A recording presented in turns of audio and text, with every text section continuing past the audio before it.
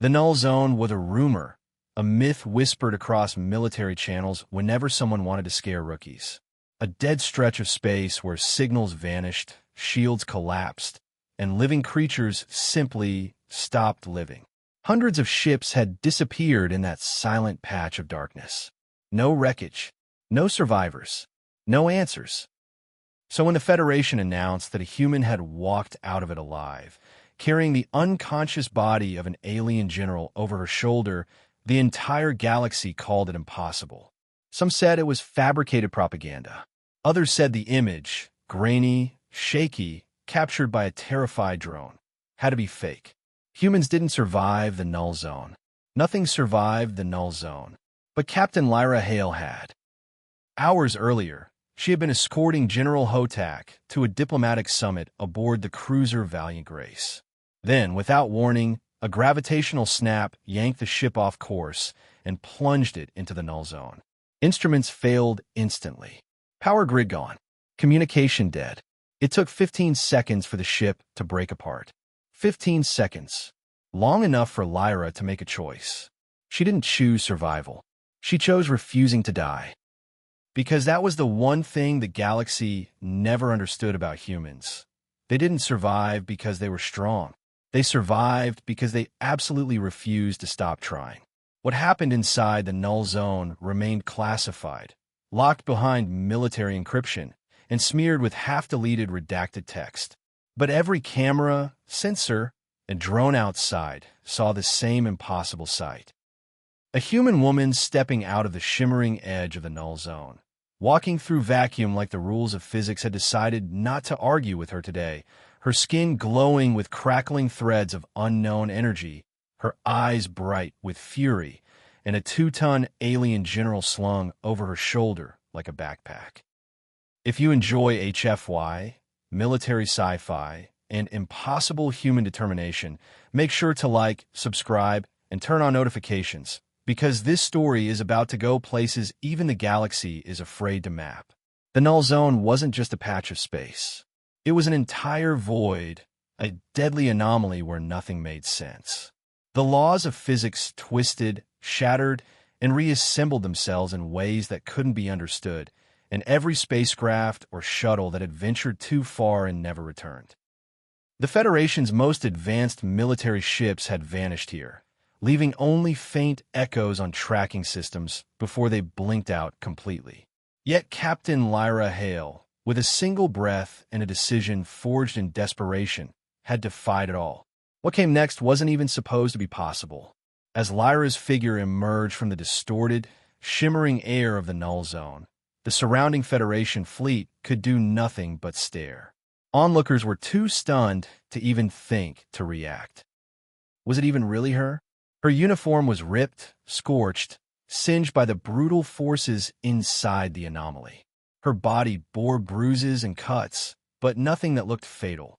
But it was the energy that surrounded her, strange, crackling threads of unknown force, that made even the toughest soldiers back up. She wasn't just carrying General Hotak. She was carrying something back with her. The alien general, a towering mass of scales and bone, twitched in her arms, his mind clearly still locked in the black chaos of the null zone. The fact that he was still alive was nearly as impossible as Lyra's survival. His species, the VRO car, were known for their near-invincible bodies, but even they had never been able to survive a place like this. Yet here he was. The Federation Command Center was silent for a few moments as the news spread through the fleet. A woman, a human, had walked out of nowhere. She had brought back a living being from the heart of the greatest danger in the galaxy, and she had done alone. The next series of transmissions were instant. Lyra Hale was now the galaxy's greatest enigma. Her official report was soon to follow, but it would raise more questions than it could ever answer. How had she done it? What had happened in the null zone? What did it mean to survive such a place? Was it just human willpower? Or was there something else? But one thing was certain. The Federation was on high alert. A human had just rewritten the rules. The Federation's top scientists scrambled to make sense of what they were seeing. Lyra Hale had delivered the impossible, but no one knew why. The null zone had been the end of every mission, the final frontier that no one, not even the VRO car, had ever escaped. Yet somehow, she had not only survived, but had carried a general, an enemy general, back with her. "What did you find in there, Captain?" Admiral Jace Whitlock asked, his voice stern but tinged with awe as Lyra was seated in front of the Federation's command board. She had already sent the body of General Hotak to the med lab for examination, but his strange condition remained a puzzle. Lyra took a long breath. Her eyes were rimmed with exhaustion, the toll of the null zone still heavy on her mind. She hadn't slept in days, and her heart raced with the knowledge that something far more dangerous than she could have anticipated had followed her back. She wasn't sure what she'd been through, but it had changed her. "I don't know," she replied, her voice firm but distant. "I don't know how I survived or how he did. It's like the rules of time and space. They just don't apply in there. I was drawn to something. I don't know if it was the general or something else. But whatever it was waiting for me." Her eyes seemed to drift as she recalled what had happened after her shuttle plunged deep into the null zone's core. The physical laws that governed reality unraveled, giving way to a chaotic void of shifting realities. Gravity warped in unpredictable ways, distances stretched and compressed, and strange, glowing orbs floated in midair, whispering fragments of language that Lyra had never heard before. She had felt an undeniable pull toward one of them. "I didn't find just Hotak. I found something else. Something ancient. It's not VRO car. It's not human." It felt alive, conscious, Lyra admitted, her voice now tinged with an eerie undertone. "I couldn't ignore it. Whatever it was, it led me to him. And once I had him, the rest of the null zone felt like it was collapsing in on itself." The officers in the room exchanged uneasy glances. Admiral Whitlock's face was unreadable as he leaned forward, folding his hands. "Captain, you've brought back a living general from the heart of the most lethal zone in the galaxy. But I need to know what you just described. That isn't just a scientific anomaly. We need to understand what you found and how much more danger it could mean for all of us, for all of humanity." Lyra's eyes met the Admiral's with a calm intensity.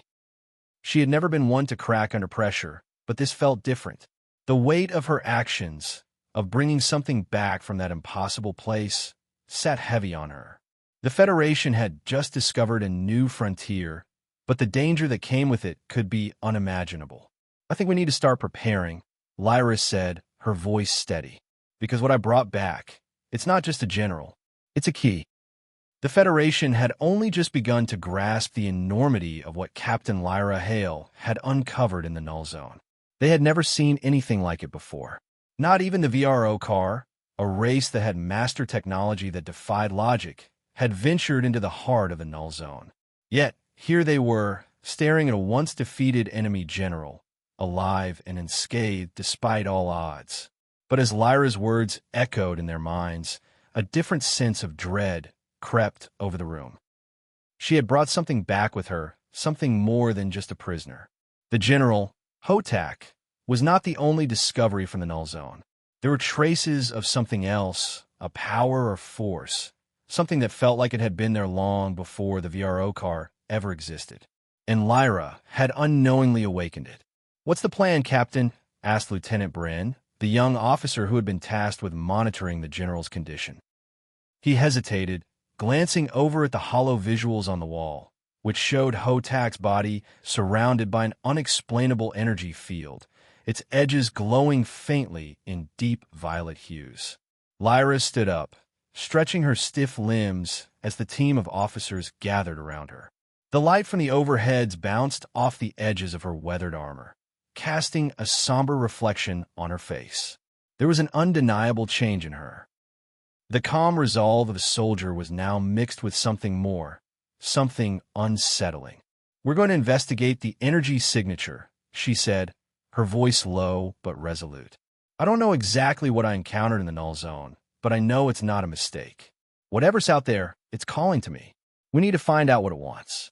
The room went silent as everyone processed her words. They knew that any mission to probe the heart of the null zone would be perilous. But Lyra's calm demeanor and her conviction gave them pause. They could see it in her eyes. Something had shifted within her. She had seen something, or perhaps been chosen by something that had left its mark. "Captain," Admiral Whitlock said, his voice a mix of concern and authority. "The last fleet that ventured into the null zone, it never returned. And you're telling me you felt something out there, something alive?" Lyra didn't flinch. "Yes, alive, and it knows we're coming." A shiver ran down everyone's spine, and for a moment, the weight of her words hung heavy in the air. The null zone had always been known as a place of absolute void, an area where even time and space seemed to break down. To think that there was something alive, something with power enough to influence the laws of physics, was enough to make any experienced officer uneasy. "But Captain," Bryn spoke up, his voice hesitant but curious. "What if it's something that shouldn't be found? What if this force is older than anything we know? The Federation isn't prepared for what you're describing." Lyra turned slowly to face him, her gaze unwavering. "That's exactly why we need to go. We need to find out what it is before anyone else does. Because if we don't, the VRO car, the Karath, or someone else might stumble across it, and then it'll be too late. We can't let them control it. We need to understand it." Admiral Whitlock stared at her, clearly troubled by her resolve, but also impressed. There was something unshakable in the way she spoke, something that had been honed over years of military service. They could see now that this wasn't just a mission. This was personal for Lyra. "All right, Captain. I'll authorize the mission," Whitlock said reluctantly. "But I'll be sending a full team with you. No one is going into that place alone, not even you." Lyra nodded, though her mind was already focused on the next step. "Understood. I'll brief the crew." As the final preparations were made aboard the Icarus, Captain Lyra Hale felt the weight of the mission settle deeper into her chest. The crew was ready, but a nervous tension filled the air. The ship's hum was the only sound as they gathered in the briefing room, their faces illuminated by the glow of holographic projections. The null zone, a vast and mysterious expanse, had claimed countless ships, but now it was calling to them. Lyra was determined. She had felt the pull of the unknown, that eerie force, and it was clear to her now, whatever lay at the heart of the null zone had power. Ancient power. "All right, people," Lyra began, addressing the room of engineers, officers, and experts. "This mission isn't like anything we've ever done. We're going into the heart of a place that has broken every law of physics we understand. The VRO car might have abandoned the zone, but we're not going to run from it. We're going to go in." The crew exchanged wary glances. They had all heard the stories, the rumors of ships disappearing and strange gravitational anomalies.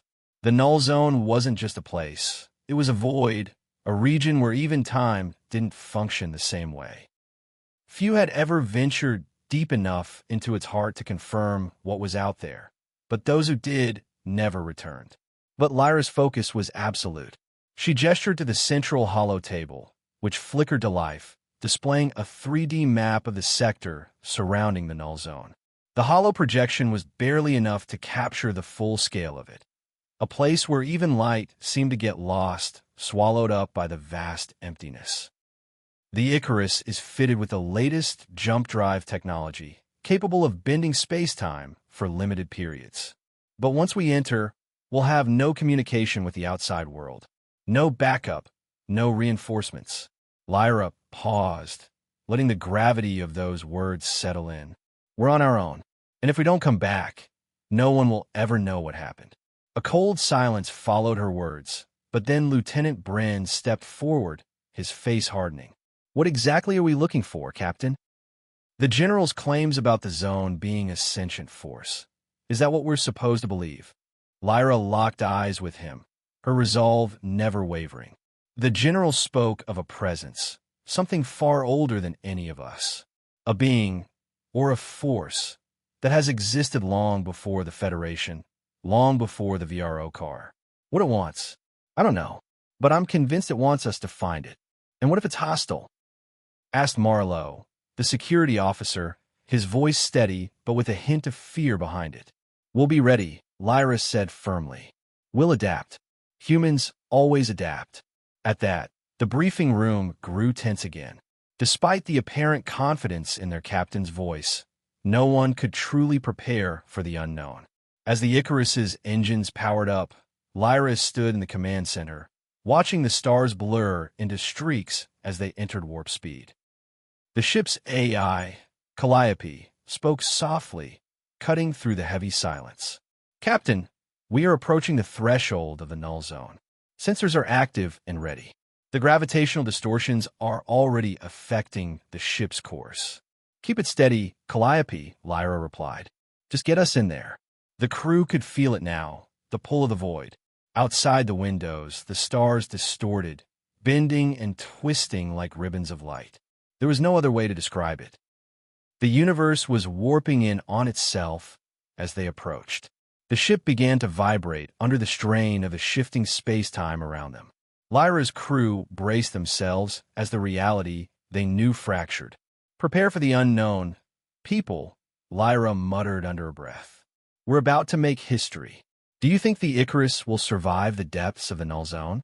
Will Lyra and her crew be able to handle the unimaginable power they're about to uncover?" Like, subscribe, and comment below with your thoughts. This is just the beginning, and the story is about to get even more intense. The Icarus shuddered violently as the ship's sensors went wild, all systems flashing warnings. A sudden surge of electromagnetic energy swept through the hull, forcing Lyra to grasp the edge of her console as the ship lurched uncontrollably. "We're being pulled in," shouted Bran, his voice tight with urgency.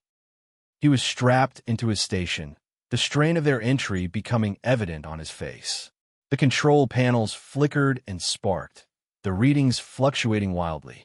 Lyra's eyes darted to the main viewport. Outside, the stars had turned into a swirling mass of light and darkness, as though the universe itself was being torn apart. The gravitational anomalies were far worse than they anticipated, and the ship was caught in the middle of it. They were no longer moving through space in the traditional sense. They were being consumed by it. "Shut down the jump drive," Lyra ordered, but Calliope's calm voice interrupted her. "Captain, shutting down the drive will make no difference. We are already within the gravitational radius of the null zone. It's altering the ship's core functions. At this point, the best course of action is to stabilize and ride it out." "Stabilize? We're in free fall. We're..." A loud rumble filled the room, and the lights flickered out, leaving them in near darkness. The entire ship groaned as though it were about to snap in half. The hum of the engines dropped to a low, unearthly growl. "What the hell was that?" Marlowe shouted, his hand instinctively reaching for his blaster, though he knew he'd be useless without power. "I don't know," Lyra replied. She was gripping the chair now, trying to keep steady as the hull groaned again. "Get the auxiliary power on, Calliope. We need control back now." But before Calliope could respond, the ship jolted once more, and the entire crew felt the undeniable presence of something watching them. It wasn't just the physical disturbance from the zone anymore. It was an overwhelming sensation of being observed, a vast intelligence that had been waiting for them, waiting for someone to breach its domain. Lyra's stomach churned. She could feel it. They weren't alone. Suddenly, a deep, guttural sound reverberated through the ship, like the growl of something immense, something ancient. The sound was not mechanical. It was biological. "I think we've woken something up," Bren said, his voice cold. "Prepare for boarding," Lyra snapped, her tone sharp. "Something's coming." Without hesitation, the crew scrambled to their stations. Weapons were armed, and the security teams prepared for an assault. But no one could have predicted what came next. From the control deck, Lyra saw it first. Through the cracked viewport, beyond the distortions of space and time, she could make out dark shapes. Large, formless silhouettes that moved through the collapsing space as if they were carving through the fabric of reality itself. "Calliope, are you seeing this?" Lyra asked. "I am. Captain, the objects outside are emitting massive gravitational waves. They're altering the environment around them, altering time itself. Bryn gripped the edge of his console, eyes wide. Were they? What the hell are those things? Before Lyra could respond, an unearthly roar ripped through the air. It was close. Too close.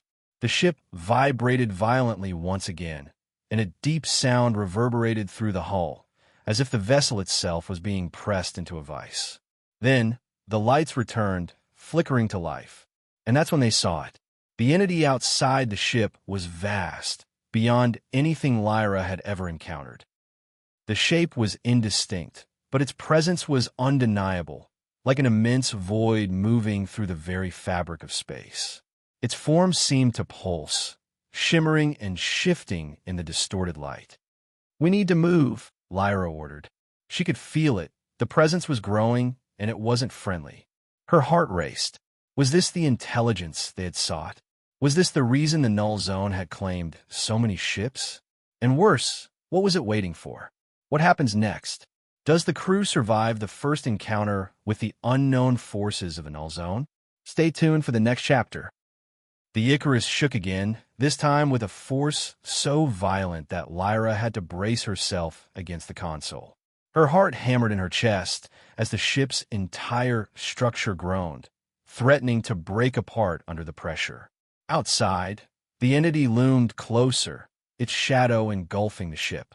"Report, Calliope," Lyra barked, her voice sharp, trying to maintain control amidst the chaos.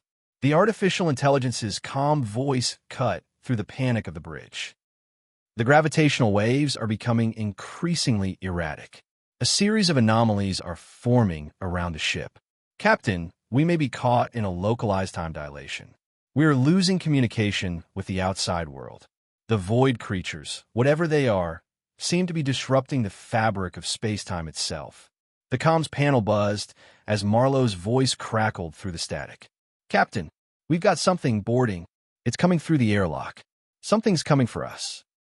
"What the hell do you mean something's coming?" Bryn shouted, rushing to his feet. "I thought those things were still outside the ship. We're being boarded. It's on the hull now, Captain." Marlowe's voice was strained, and it's moving fast. Before Lyra could process the information, the ship's hull gave a sickening lurch, and a series of crunching noises echoed throughout the bridge. The sound of alien claws scraping against the metal was unmistakable. The creatures had breached the outer defenses. Their first strike had begun. "Seal the inner doors. Prep for evasive maneuvers," Lyra commanded. Her mind raced. The entity outside was one threat, but these creatures, had somehow made it past the outer defenses. They were too fast, too relentless. "We've got company inside, too," Bryn added. "There's movement in the auxiliary halls. Whatever it is, it's not alone." Lyra's fingers hovered over her blaster, but her instincts told her the weapon wouldn't be enough. The creature outside was one thing. The one trying to board the ship was something far more dangerous. They were predators, adapted to a deadly, hostile environment far beyond anything Lyra had ever encountered. "Marlowe, are your team's shields up?" Lyra asked. "Yes, Captain, but we've only got standard defense protocols up. These creatures," he paused, sounding almost stunned. "They're moving too fast. We can't get a lock on them." "Understood." Lyra's voice turned cold. "Let's see how they handle something that doesn't rely on technology." She keyed in the command to unlock the emergency armory. As the sliding doors opened, Lyra grabbed the closest weapon, a combat blade. Simple, yet lethal. It was a throwback to the old days, when warriors relied on their instincts and steel, not on fancy energy weapons or shields. The kind of weapon she had always preferred in a tight spot. Bryn grabbed his own, a short sword forged from a rare, lightweight metal that had been used by the ancient cultures of Earth. He glanced at Lyra. "I'm with you, Captain." Marlowe, now joined by his security team, armed himself with a plasma rifle and a combat knife. He nodded grimly as he took his place next to Lyra. "Let's finish this." The ship's emergency lights flickered as Lyra and her team moved out into the hallway. The sound of the creatures was close, too close. The faint sound of clicking claws echoed through the narrow, dim-lit passage, sending a shiver down Lyra's spine. She glanced at her team, signaling them to be quiet. The first creature appeared at the far end of the hall, its form like a shadow, outlined by the strange light from the warp core. Its body was thin but long, covered in a reflective exoskeleton that gave it a sleek, menacing appearance. As it stepped forward, the creature's glowing eyes locked onto Lyra. It hissed, its mouth opening to reveal rows of sharp, jagged teeth. It lunged with a speed that should have been impossible for anything of its size, but Lyra had already anticipated its move. Without thinking, she brought her blade up, blocking its strike with a precise, practiced motion. The creature recoiled, screeching, but she was already on it. Lyra's movement was a blur, her blade flashing as she parried its follow-up attack and lashed out, cutting deep into the creature's side. Its exoskeleton cracked under the force, and the creature howled in pain, stumbling backward. "Get in position," Lyra shouted, her voice fierce. "We can't let it regroup." The team sprang into action. Marlowe fired his plasma rifle at the creature's advancing form, hitting it square in the chest. The plasma blast sent it sprawling, but the creature didn't go down. It hissed in fury, scrambling back to its feet. "I told you this wasn't going to be easy," Bren muttered, gripping his sword tighter. Lyra nodded grimly, her eyes never leaving the creature as it prepared to strike again. The fight had only just begun. The crew was realizing something with every passing moment. The battle wasn't just about surviving. It was about taking back control of their fate and proving, once and for all, that humanity never goes down without a fight. The creature charged again, but this time Lyra was ready. It had underestimated her, thinking that its alien strength and speed would be enough to overcome a mere human. The reality was about to set in. Lyra wasn't just any human. She was a product of survival. A survivor in a galaxy that constantly tested her limits. She dodged its strike by inches, the creature's claws swiping the air where her face had been only moments before. As it recovered and turned to face her, Lyra's blade found its mark once more, carving a deep gash into the creature's chest. It screamed, its alien voice a harsh screech that rattled the walls of the station. The other creatures began to rush in, the sound of their claws scraping across the floor becoming deafening. Lyra could feel the tension building. They were closing in from all sides, but she didn't flinch. Her mind was clear. The only thing that mattered was the immediate danger ahead. Every move had to be calculated, every step taken with purpose. There was no room for hesitation, no room for fear. "Bren, Marlowe, secure the door," Lyra commanded. They nodded in unison, turning to cover the rear. They knew the drill. Lyra had trained them well, and now they were operating as a single, cohesive unit. As the first creature came back for another assault, Lyra lunged forward, using its own momentum against it. She pivoted to the side, driving her blade into its neck, severing it with one clean motion. The creature crumpled to the floor, lifeless. But there was no time to savor the victory. More of them were closing in. "Keep them back," Lyra shouted, slicing through the next one with precise strikes. "We can't let them get past us." Marlowe fired his plasma rifle, taking down another creature with a blast to the chest. Bren, using his enhanced reflexes, disarmed another alien before sending it flying into the wall with a brutal kick. But it wasn't just the aliens they had to worry about anymore.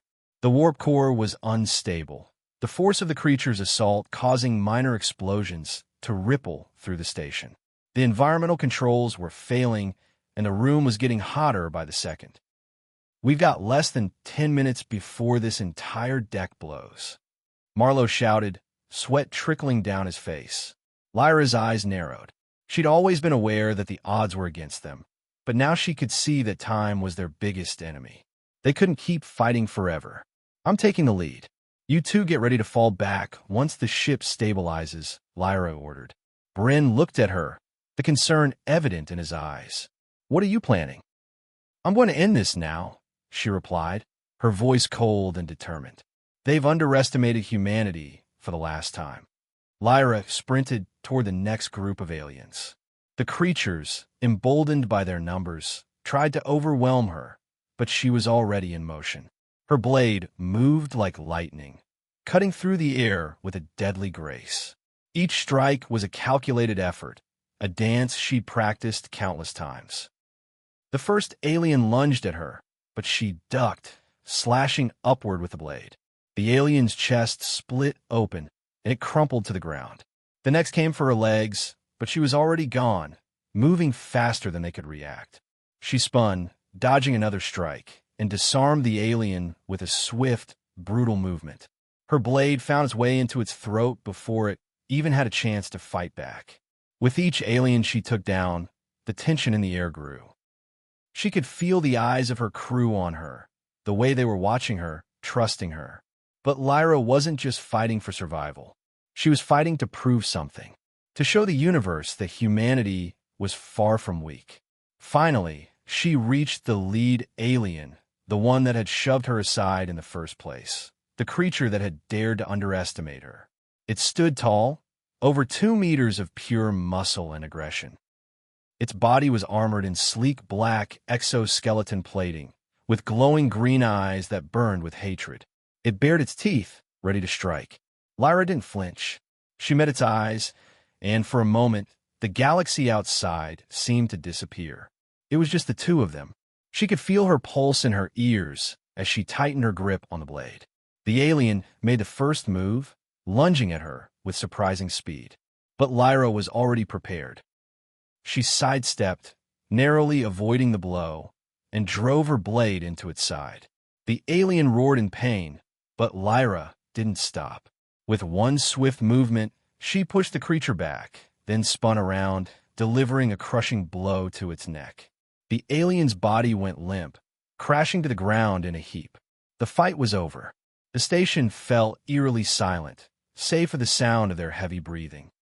Lyra stood amidst the fallen, covered in alien blood, her blade still slick with the remains of her enemies. "We're not done yet," she said quietly, staring at the remains of the fallen creature. Her team quickly regrouped around her, their faces a mix of awe and relief. The battle had been won, but the war was far from over.